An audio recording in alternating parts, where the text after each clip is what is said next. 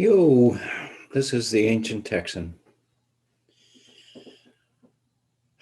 I saw or listened to an article, probably on Daily or Economist, talking about this new gene editing software.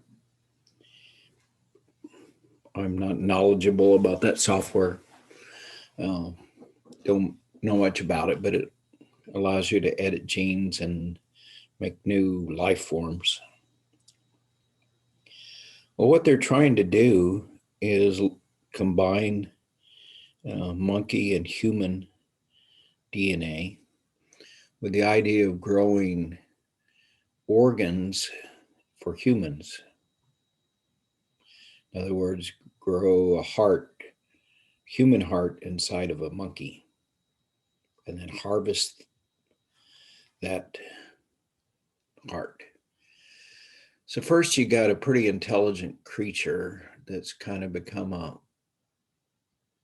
factory, a disposable factory, because I'm sure after they harvest the heart,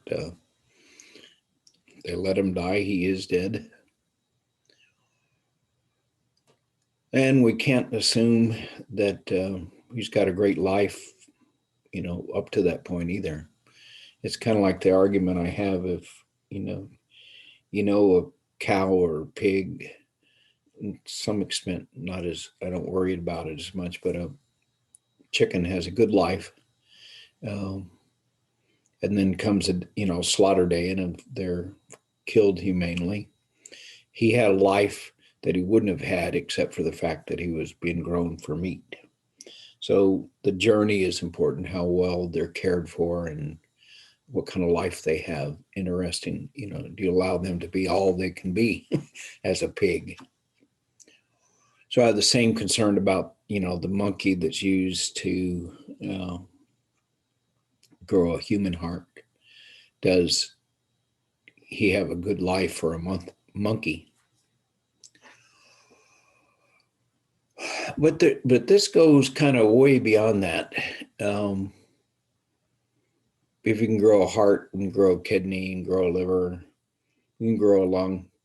You might be able to to grow several organs in the same pig. But here's the question: how many organs can you have before that monkey is now part human? Only the brain matters?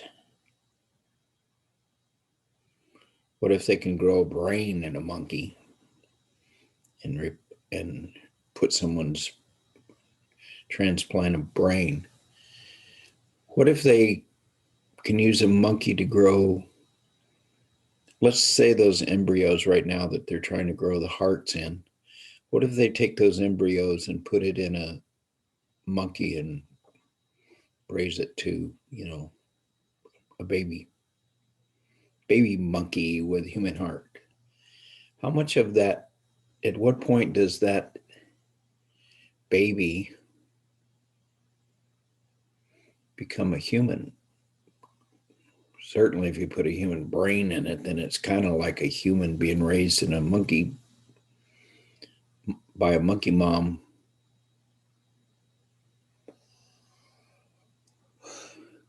And you harvest the baby and dispose of the mom.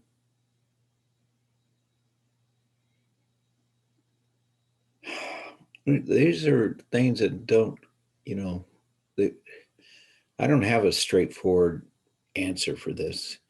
Part of it is we have this superiority that, Adam and Eve, God created them and created all these animals to be their servants. Actually, he created the woman to be a servant too. But it was kind of a mindset that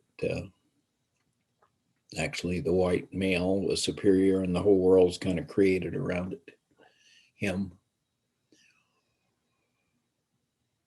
And we definitely still have the idea that we're superior to the rest of nature and nature can be exploited. So part of that is in me when I look at this. I have this superiority complex that I'm more important than the monkey. But what if we start, you know, change that perspective a little bit and say that all life is important?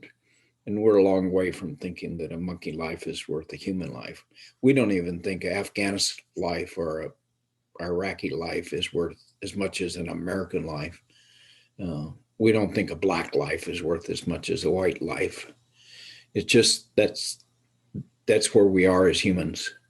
Uh, I'm not saying that's the way it should be, and I'm not saying I should have that kind of bias, but I'm part of my culture, and intellectually, I don't believe the things I just said. But it's kind of embedded in my body and my being because that's the culture we live in. I live in an aggressive culture uh, that's still fighting for superiority and the food supply and having more, and uh, a world of scarcity where we have to identify our tribe and then the rest are others. We're in that world, and we're in that world not only with other human, but we're definitely in that viewpoint when it comes to other animal life. We have people like me that love their dogs and cat lovers and you know baby pig lovers and whatever. Um, they really cherish their pets. Um, we're not to the point that in fact, it seems kind of almost foolish suggesting it. We're not to the point that we think other life is as important to us. We're still way up on the food chain, like I was saying, just, change the skin color, and that's other, that's not as important as us. But as we start thinking about growing human parts inside a monkey, I wonder by the time that we get able to actually start doing that kind of stuff, um, are we going to evolve on our view of our life being more important than everybody else, every other animal?